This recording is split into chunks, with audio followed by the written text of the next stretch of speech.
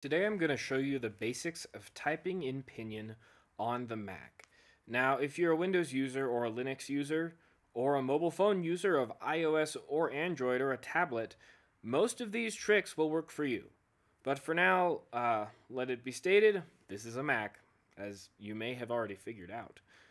So first of all, let's make sure that the keyboard is turned on. You can do that a couple of ways. So if you go up here into the top right corner, there should be a flag symbol where you can select the Pinyin keyboard. Now, if you have a Mac with a touch bar, there's actually an option to put the button for the Pinyin keyboard in your touch bar. The way you do that, real quick, System Preferences, then you're going to go to your keyboard, and then you're going to go to the Control Strip, Customize Control Strip. And it's going to go into this special screen with all these little buttons. And there's one that's called Input Sources right here. And you can take this one, and what you'll do on the Mac, you won't see it on the recording here, but is if I drag this down off screen, it'll drag it down onto my bar. Now, I've already put it there, so I'm just going to put it back where I had it. And that will basically give you a button on your touch bar that lets you switch languages, which may very well be the best thing about the touch bar. So anyhow, I'd recommend getting that because, frankly, it's way easier to push a button on the top right corner of your touch bar than to mess with this or get a keyboard shortcut. So now that you've got it engaged and selected, you can type something. To type any character, just type its Pinyin. Wo, I.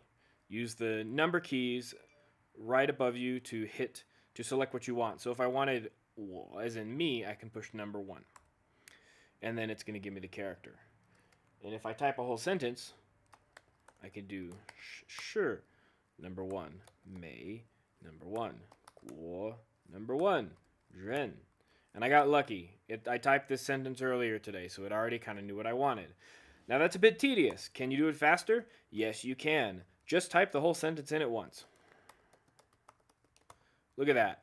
And it even can guess what you want to say pretty well. Just hit 1 once and bammo. You're not switching back and forth between the numbers, the number strip above your keyboard, and typing. Also, in my experience, the number pad. For those of you using an external keyboard, the numpad will not work for selecting from the drop-down menu. Let's see here. Now, suppose you want to put English and Chinese together, and you don't want to switch keyboards all the time. As long as you start with a capital letter, that's pretty doable. So imagine my name is Bob. I could do Washer Bob. Now, if I type it like that with a capital letter, the capitals let the Chinese input editor know you're doing English, because guess what Pinyin doesn't have? Capital letters. So we're going to hit number 1 to select Bob. But you don't even have to separate it. You can do it all together. Washer, capital B, O-B. Bob. It figured it out. You can press 1 and bammo. You got English and Chinese together. Now, the capital letter is important, because if I just type Bob without a capital letter, it assumes I'm still speaking Chinese, and so it does not give me Bob. But the capital letter lets it know it's English. Now, suppose you want to type in English, but you don't want to switch keyboards. You can do that too. All you do is type whatever you want, but right after every word, push enter, and then space. So, I, enter, space, M, enter, space, enter, space, American, enter, space. Look at that. Very normal, very English, very happy. Now, if you forget yourself and just do spaces, then it sometimes gets the right character, but you're going to have to hit space again. M, space. So that time it didn't get it. Space, space, space, American. Now, it's a long word, so when it's a long word, it figures out you're typing in English. But for these guys in the middle here, it didn't figure it out. Why? Because you didn't use a capital letter, and because you didn't hit enter. The other trick is that pretty much anything you put in the input box, you can get it out by pushing enter. So you could do gobbledygook. And if you just hit enter, it'll give you that. Now, one thing that the Chinese keyboard doesn't do on the Mac that it does on other platforms is let you have normal English punctuation. So if you want things like forward slash, well, okay, forward slash apparently works. Backslash, though, will give you the Chinese comma. You're just going to have to experiment a bit to figure out where some of the Chinese punctuation is. But like backslash is a short comma, the dun hao, but comma is the normal comma, the dou hao. They're different in Chinese, and I'll leave that to your teacher and your personal research to figure out what. Now the last trick is pretty awesome. I even have a whole separate video for this trick, but since you made it this far, here you go. Suppose you want the pinyin for 我是美国人. You can have that very easily, again, without switching keyboards. 我. Now, instead of hitting 1 or enter, if you hit enter, it'll give you the letters, but it won't give you tone markers. Do Option Tab. And every time you hit Tab, it'll cycle through a tone. So first tone, and it'll show you all your first tone options. So this is good for two things. One, if you're sure what the tone of your pinyin is, but you don't remember what the character is or you can't find it, you can use this to narrow it down. Two, if you hit enter, it just gives it to you. Look at that. You got a tone marker. Now that's the wrong one for what we want to say. So we'll option, and I'm going to hit tab 1, 2, 3 times because that's my character. Space.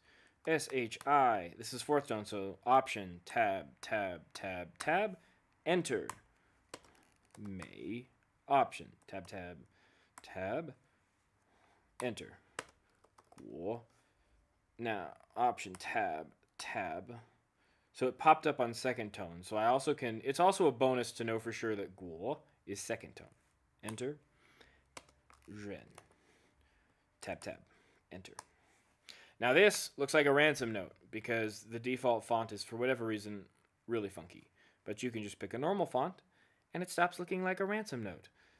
And now you can go to all those other YouTube videos that I had to watch in endless succession that said, oh, do you want tone markers? Well, first install Unicode 377 and then use alt codes and you got to memorize them and it's going to be a pain. And you can laugh at those videos with me. Ha ha ha. Because I discovered this trick entirely by accident one day and I forgot it for a while. And so half the reason I'm making this video is so that if I forget again, I can teach myself how by watching my own YouTube videos. How self-sufficient is that? Let's see here. Pinyin tricks. Anything else? Anything else? That might have to do it for this time.